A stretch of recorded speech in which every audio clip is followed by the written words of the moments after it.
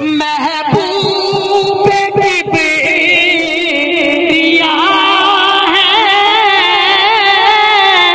یوں پس میں انبیاء میں جیسے ہو چاند روشن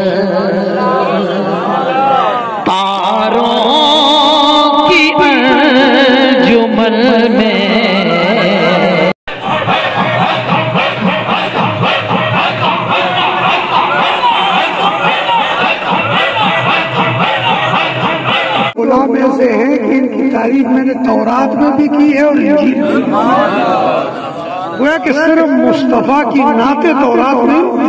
مصطفیٰ کے غلاموں کی منقبت سبحان اللہ سبحان اللہ کیا بات واہ واہ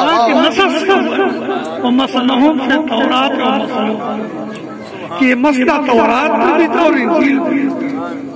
اللہ فرماتا ہے کہ میرے آقا کے مرید کیسے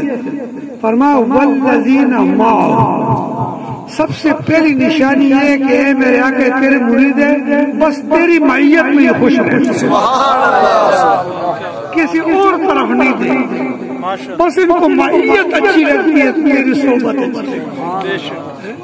اور اس کی ترجمانی صدیق اکبر نے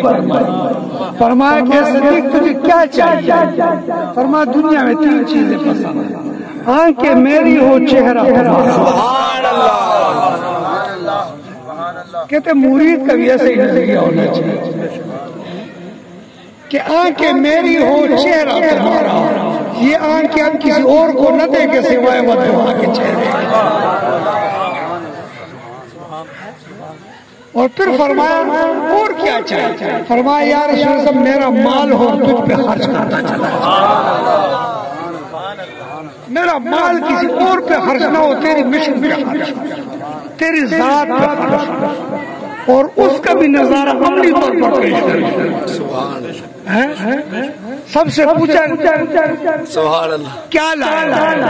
اور جب باری آئی یار کی وجہ سے پوچھا کیا لایا فرمایا گھر میں کیا چھوڑ کے